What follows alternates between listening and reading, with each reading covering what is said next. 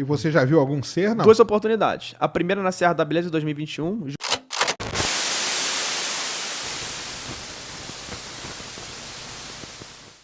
O Avelino mandou aqui vintão. Rony, parabéns pelo seu trabalho.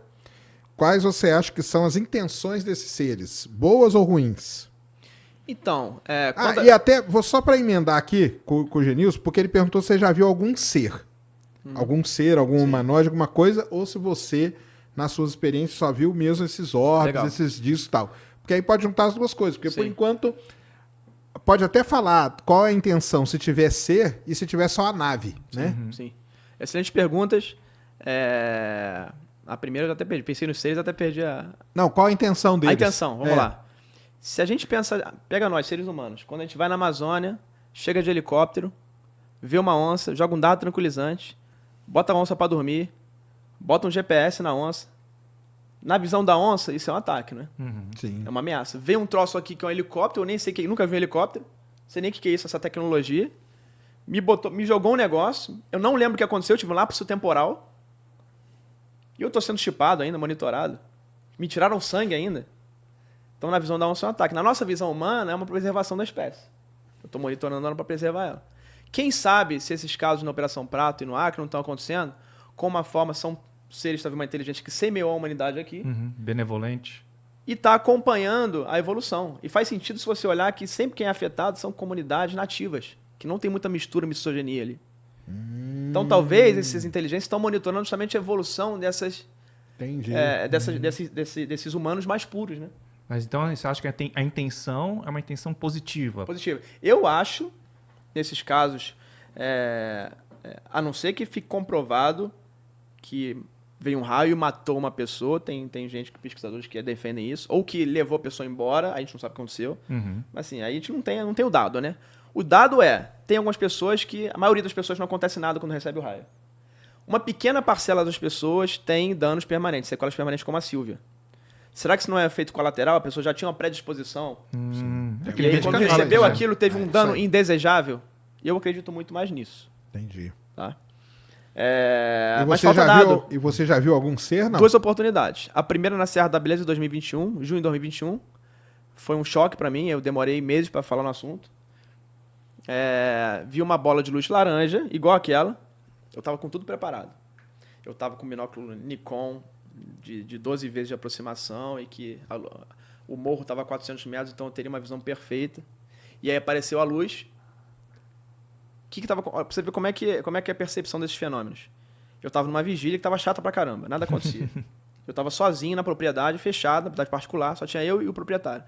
Não tinha hipótese de chegar um carro, nada ali naquele proprietário, tava fechada no dia. Inclusive, mandar um abraço pro Arnaldo, pra família na Serra da Beleza. Eles permitem a pesquisa científica lá há muitos anos. Arnaldo, Glaucio, a família dele permite isso lá. Então, agradecer eles aí, pessoal da Beleza da Serra. Tava lá com o Arnaldo e apareceu uma luz. Só que como é que apareceu essa luz? Tava chata a vigília, eu comecei a tirar fotos. Tava um céu maravilhoso, uma lua nova. Um céu maravilhoso, com a cruz no fundo, que o Arnaldo fez essa cruz em homenagem ao pai dele. Caramba. O pai dele faleceu. Que fica no alto da montanha. Um morrinho, são 400 metros de altura, de distância. A vigília lá é 800 metros de altitude, esse morro tá a 1.200, então são 400 metros. E aí apareceu uma luz na câmera, eu vi na câmera. Aí sabe quando você olha, você tira foto de uma coisa e fala assim, isso aqui deve ser alguma coisa que passou na hora. Não deve estar olho nu, não vou ver isso. Porque eu recebo muita imagem assim, o pessoal vê um pássaro passando e tirou a foto na hora e depois que chega em casa vai revelar, tem um negócio preto, fala que é um tipo voador. Não, passou um Aí eu olhei pra cima, cara, tinha um sol. Era muito grande. E eu conseguia, não tinha mais cruz. A cruz era iluminada. Caramba. E tinha um sol. E eu não conseguia ver a cruz. E eu consegui olhar pro sol. Então eu me assustei muito, porque tinha um objeto muito iluminado e que não me afetava a vista. E aquilo o cérebro não consegue processar essa informação. Tem um foco apontado para você que não está incomodando a vista. E aí eu peguei o binóculo. Quando eu peguei o binóculo, a luz diminuiu. E aí eu vi 2 ou 3 seres negros, enormes, pretos, que não parecem com nada que você pesquisa na internet. De igreja, esse negócio, nada. Mas era tudo humanoide. preto. Era tão preto que o céu estava atrás, de lua nova. E eu vi o contraste do corpo dele preto, o preto. Caramba! E não era uma matéria sólida, era fluida. Era como se fosse uma água, assim, que ficava mexendo, Tipo sabe? Venom. Tipo um Venom. Aí você pensa, será que os caras não se inspiraram no negócio dele? O negócio ficava assim, cara. Era a matéria dele. E eles estavam me observando, porque quando eu peguei o binóculo, eu vi aqui, cara, quando tá o Serjão, binóculo. 400 metros com binóculo de 10 vezes. Cara. Claro. E aí, quando eu peguei o binóculo, eles estavam atrás da cruz, agachados, pelo menos 2 me olhando. Esse binóculo tava acoplado, cara, no meu celular Galaxy. Parar de fazer propaganda, você não é teu patrocinador, então não. Mas tava num celular muito bom, acoplado com um acessório. E eu podia ter filmado esse troço com o celular. Só que eu entrei em estado de choque. Caramba. Tudo caiu. Esse acoplador de celular para binóculo é um inferno para alinhar. Naquela situação psicológica eu nunca ia conseguir fazer isso. E, cara, eles começaram a fazer revoluções. Tipo espectros, assim, cruzando. Os seres, você disse? É. Caramba. Eu deixei uma máquina Sony no autofoco, então o troço ficava... E sem zoom, a câmera Sony. Foi a única coisa que eu consegui fazer. Esse vídeo existe e tá aí. As fotos dos orbes eu consegui tirar porque eu tava tirando foto... E olha que engraçado a ligação da consciência com o fenômeno. O fenômeno apareceu exatamente no quadro que eu tava tirando a foto. Cara, como se quisesse que você visse eles, como se quisesse que eu visse. Que fosse registrado. E aí eu tenho essas fotos, que eram maravilhosas fotos. Agora, os seres com essa câmera de vídeo lá com autofoco ficou horroroso. Você viu alguma coisa preta passando lá, mas não é o que Entendi. E foi isso que aconteceu. E no Atacama, cara, eu fiz uma vigília no deserto do Atacama, em frente ao Observatório Alma. Sei. Lá em Eu cima. falei assim, eu falei, cara, se tem um ponto bom pra ver o céu e ver o ambiente, é onde os observatórios estão, porque eles não foram colocados ali à toa. Um professor da Universidade do Chile me ligou, tinham engenheiros, pessoas de outras áreas, ele não queria revelar o pessoal que estava lá, mas foi a Universidade do Chile, Católica do Chile. Vários professores, vários alunos me chamaram, eu fui para essa vigília. E aí tava na vigília, cara, com meia hora de vigília, começou a aparecer orbes dourados, passando. Orbe dourado um atrás do outro. E, cara, aí começou a ficar estranho, porque começaram a chegar mais perto. Isso perto do observatório? Em frente ao observatório, praticamente. Em frente ao portão, a gente estava a cerca de 80 metros do portão do Alma. Caramba. É que o alma são as antenas, né? Então aí não ia adiantar muita coisa.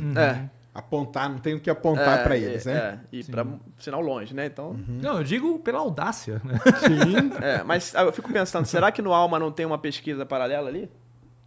Porque assim, se tem um troço desse passando na área do Alma, e eu falei com um engenheiro que deu manutenção nas turbinas lá dos geradores do Alma. Ele falou que os caras lá sabem dos fenômenos que acontecem ali. Então, se eles sabem, certamente eles colocaram algum equipamento fora da pesquisa dessa para monitorar alguma coisa. Mas começou a passar. E aí veio, cara, um orbe branco. Esse orbe branco foi a primeira vez que eu achei que eu ia ser levado. Porque ele veio, ele deu uma volta e um estalar de dedos ele estava na minha frente. Na frente de todo mundo. Tinha meninas, as meninas entraram em pânico. Caramba. Começaram a gritar, em choque. Não tinha o que fazer, eu falei, o meu portão era pra todo mundo rezar, pra ser bom. Porque não dava pra correr, tava do lado. Entendi. E aí o troço fez assim, ó. E foi embora. Tava você e quantas pessoas? Estavam mais 5 pessoas. Professor e 4 alunos. 2 meninas. Caramba. E aí passou, cara, logo depois, um ser que muitos católicos vão falar que era um anjo. Esse passou na nossa frente aqui, muito perto. Tinha uma asa neon de borboleta. No meu Instagram tem uma imagem artística. Ele era todo de luz. Pegava os seres de Cláudio lá, que o Edson fala, era aquilo. Ele tinha um degradê de vermelho, laranja na cabeça que ia ficando branco. Ele era cotoco, não tinha mão nem pé, flutuava a 1 metro do chão. E tinha uma asa que era só o contorno, como se fosse o contorno da asa de borboleta, que era azul neon. E ele passa sem olhar a gente de perfil, depois vai sumindo e some. E ali eu vi assim, cara, quando chega um fenômeno desse perto, você só tem dessa magnitude, você só tem 2 reações. Ou você vai sair correndo, ou você vai ficar em estado de choque. Eu fiquei paralisado. Porque não era um negócio feio, era um negócio muito bonito. E que no meu cérebro, na hora, ele falava que não poderia estar ali, aquilo não existe. Caramba. Então eu não conseguia processar o raciocínio. Caramba. Você entra num estado que você não consegue, porque aquilo não pode existir. E se fosse aqueles seres da Serra da Beleza, eu teria saído correndo. Porque era muito feio o negócio, era monstruoso. Então, pra mim, esse é um dos motivos de que as pessoas hoje têm celulares e quando não dá interferência, elas não captam por uma questão psicológica.